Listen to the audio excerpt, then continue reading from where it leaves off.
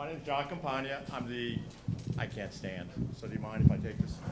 I'm the managing director of Restore Capital, and I want to speak to you tonight about how we can create an economy to restore our environment, provide jobs and income, and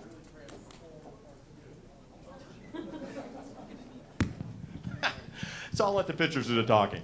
But as we always know, most people consider the environment and economic development two separate things. But that is not true. It's truly intertwined. And for that reason, we have to start thinking in a new model, the new restoration economy. I'm from Silicon Valley. I'm from Wall Street. Worked in both those things. Don't boo me. But I also been involved with conservation and farming with some of my mom's and dad's local farm up in West Virginia. And I have combined that into Restore Capital.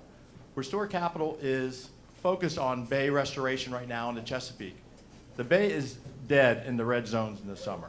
All the government and philanthropic funding we have done has not solved that problem. We need new models, we need new solutions. And in our current economic situation, as you know, this is very difficult. Market's flat, deficit raising, traditional funding, federal money gone.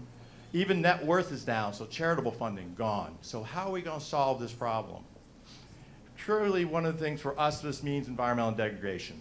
Our natural resources have been decimated, from oysters to fish to crabs, and our health has been impacted, especially in the fact that we can't even swim in most of the waters of the Chesapeake without fear of infection. And also the loss of farmland. We are seeing sprawl take away more and more of our farmland. And what that means is farmers have to farm more intensively to make the money they need to make using monoculture, which again is a double whammy on the environment in the bay of our area. In the economy, as some of you will hear later, we've lost some traditional industries here. We've lost manufacturing. We've lost things that support a broader middle class society. And this is going to make it even harder as a real estate market. We've lost construction and other type of income and jobs like that. But worst of all, we have a very large neglected potential of human potential. Let me try it again. Human capital. The middle class is suffering. The working class has been suffering for decades. We are seeing more and more of this affect more and more of our people. So what we're trying to do is create an economy that will create economic growth through environmental improvement. Storm Cunningham's book, The Restoration Economy, came out about 8 years ago. Very good book. I recommend you looking at that to talk about some of these things. So what does this mean? It means creating a market mechanism. It means putting financial value to the environmental benefits that come from air, water, species, habitat, soil. Why? Because if we put a financial benefit to these practices, the economic decisions will take these into account when we make decisions about how we run our economy. So how does this work? Government says to the large-scale emitters, you must keep it to a limit. If you go over that, you must find a way to offset your overflow from landowners who are doing restoration practices on their land. The best example of this right now is a wetland mitigation market. 1 acre destroyed of wetlands, you have to mitigate 2 acres. This is a $2 billion annual business in the country. People don't realize this market is working today in this country.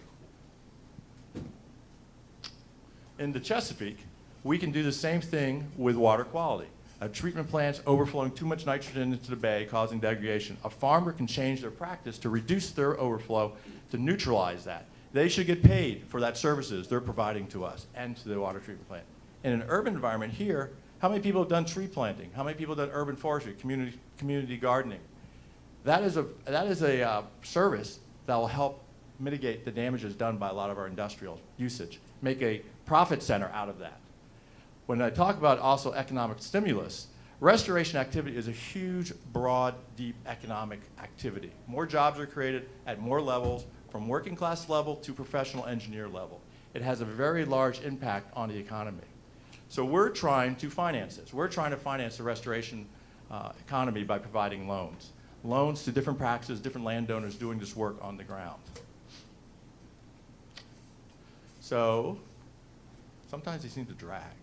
But so we have a revolving loan fund, and we're putting investments into mitigation banks, water qualities, and other future markets. We're investing today, providing return for our investors today, doing changes to the environment today, and we're preparing for how to use capital in the future to support environmental restoration.